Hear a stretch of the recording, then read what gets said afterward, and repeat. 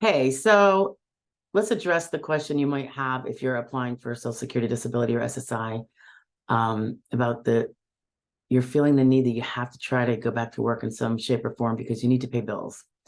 And as we all know, sometimes these SSD and SSI cases can take a really long time. And there's no way to know whether you're just going to be fast or be one of the ones that take a really long time. There's too many wild cards.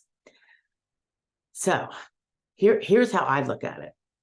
First of all, I think it's great if you can go to work part-time. I would say this is true even after you win, as long as you do it carefully and do it within the rules and don't do anything less than you would otherwise be doing when it comes to your medical treatment, both while you're fighting an SSD case and after you've already won because of the whole future continuing disability review you're going to undergo. So it's always important to be having your focus always on your medical treatment and keeping it vigorous, while you endeavor to do other things as well to make the rest of your life have as much quality as possible. So when your case is pending, I would suggest, first of all, you're going to talk to your representative, right? Because there's certain jobs that could put a difficult light on your claims. So you don't want to have any job that kind of belies what you say you can't do. I mean, if you say you can't stand and walk long, you don't want to have a job that you have to be on your feet for. If you say you can't sit long, you don't want to have a job that you're sitting all day. But aside from that, there are the hard, fast rules that you're going to want to pay attention to. The hardest, fastest rule, of course, is SGA, substantial gainful activity. We have videos on those. In 2023, that amount was $1,470 per month gross. That means before your taxes, if you're a W-2, or if you're self-employed, that would be the amount before taxes, but after you take out your applicable business expenses, when we do our Schedule 3s as self-employed people. And anyone who's not a W-2 but is earning money, whether they get a 1099 or not a 1099, but they're supposed to be reporting everything that comes into their bank account or into their hand, you generally have business expenses that you write off before you get to the bottom line on your tax return as to what you're going to be taxed on, right? So 1470 in 2023. In 2024, it was just announced this week, and I put a video out, the cost of living increase for primary insurance amounts in general, but also an increase to SGA. It's going to be $1,550 in 2024. So that means you're going to be able to earn a little bit more without going over SGA. So SGA is substantial gainful activity. If you're earning more than that, and it's a month-by-month basis, and sometimes there's an averaging out, but generally look at it as month-to-month for the most part. If you're, by and large, earning $1,470 or more, you're going to want to probably not apply until you drop that down. Because when they ask you the question, are you earning more than $1,470 a month, or are you earning that amount per month or more? Obviously you can't lie. That would be big bad, right? And as soon as they see, yes, you are earning more than $1,470 or up to $1,470 and above, you will have to be canceled, because that's step number 1 of the sequential evaluation process. So you should go see that video if you want to see all the steps that your case has to go through. It's like a little true false tree, and you have to get to the side of award, not denied in any particular step before that. So 1470 is SGA. If you're earning it at the time they make a decision, it's going to be a denial. It has to be, because you lose at step 1. However, that's not to say, let's say SSA does encourage people to try to work. So even with your pending claim, it would be denied. What I would do is appeal if I think there's a decent chance, and not a certainty, but a decent chance that I'm not going to be able to sustain that level of work and it's going to be dropping under the 1470. Then you would appeal, and by the time they're looking at an appeal, you're no longer working at 1470. So that would no longer be a step 1 denial on appeal. You still have to prove everything else. This is why it's really important to be really vigorously treating big and small impairments. I have a video on that for those of you that think it's only your big bad one that took you out of your last job. That is not the case. The other number I would look at, though, if you can, is the TWP number, trial work period amount. That's lower than SGA. Your case won't be denied for that reason, that amount on initial, even if you're working it. And that amount, by the way, in 2023 was 1050. And I think in 2024, it's going up to 1110. So it went up like $60. You're not SGA, so it's not like you're proving yourself to be undisabled. But the trial work period, which starts the second you have a month over the 1050, it's a really great period. It's a little protective. You can earn, you're allowed to try to work and earn a full-time massive income, and you get up to 9 months to do that. Not 9 months in a 9-month period, 9 separate months in a 5-year period. So once you hit the 9th month, even if it's 4 years up to the first month, because you were going up and down, your trial work period is over. And the beauty of the trial work period is that they generally can't look at your work you're doing in those 9 months or during that period to find you not disabled based on the work, because you were trying it. Doesn't mean you were succeeding. But the second that 9 month happens in that 5-year rolling window, you are no longer in your trial work period. And now they can look at the work you're doing and say, that doesn't look like a disabled person to me. You know, even if you drop down now below SGA after your 9 months, and you're not making an amount that would monetarily bar you, they can look at the substance of the work you're doing and realize that she's baling hay at a farm. I do not think she has a bad back anymore.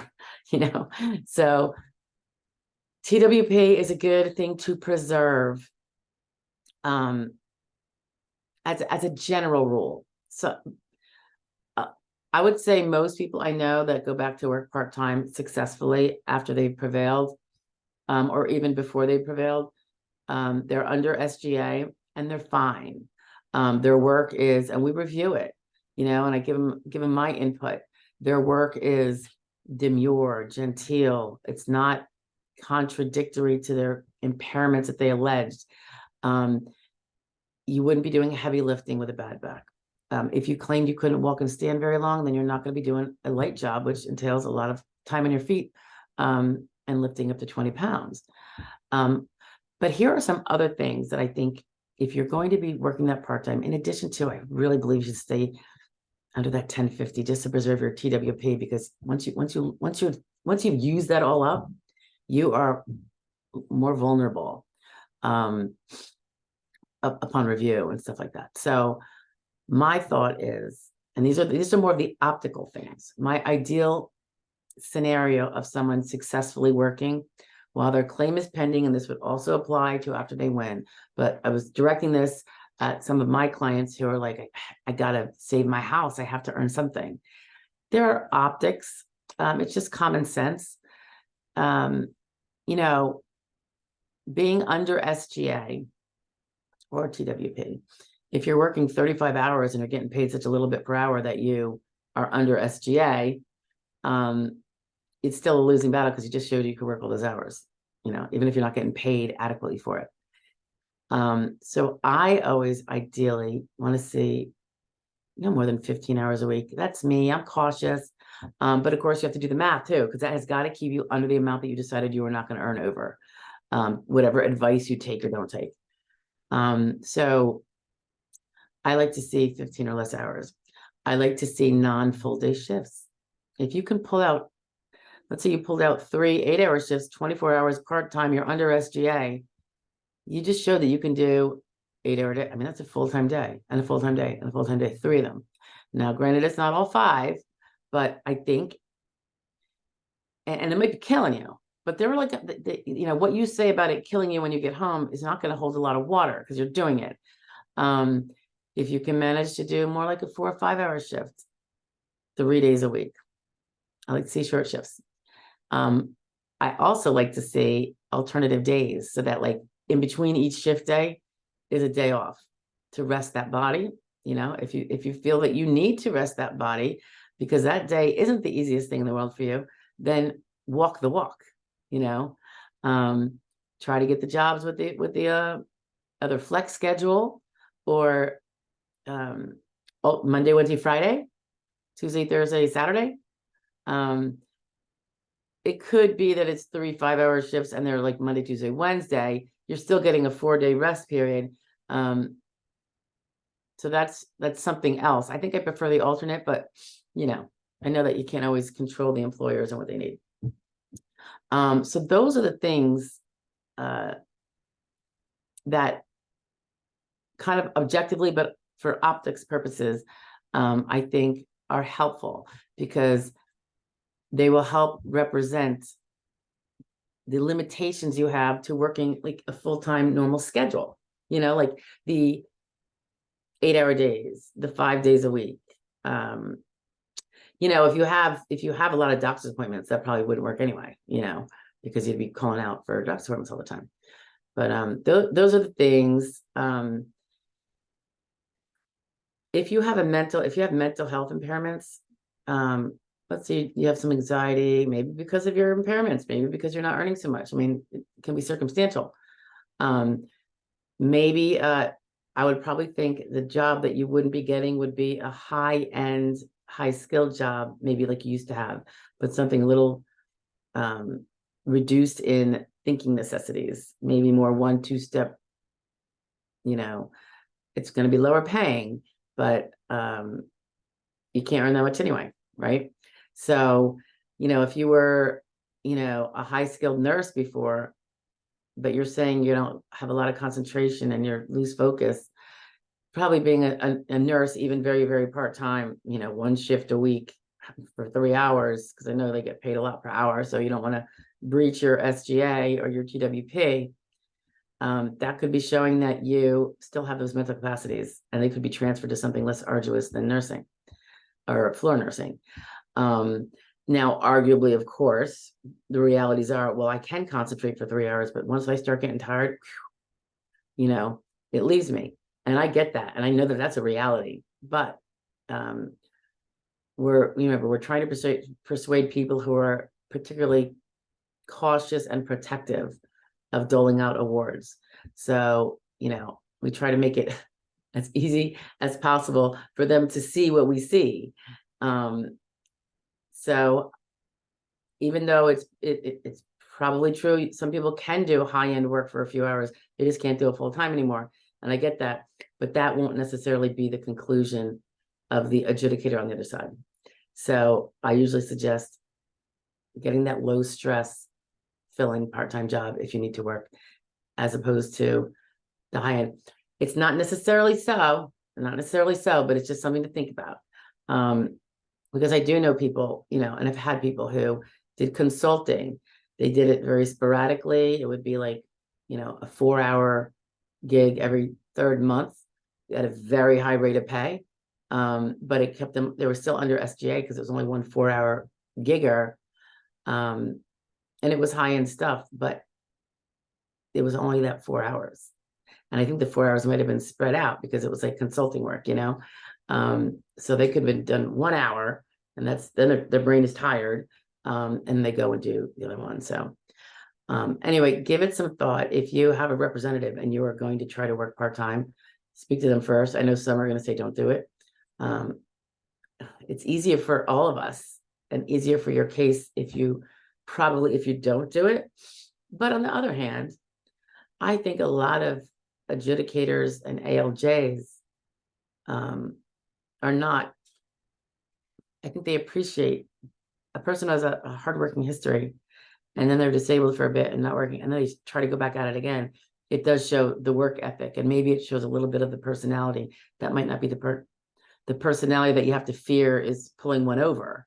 So I think trying to work can be, positively represented, in front of a decision maker, a judge, or a adjudicator at the DDS. I am losing my voice.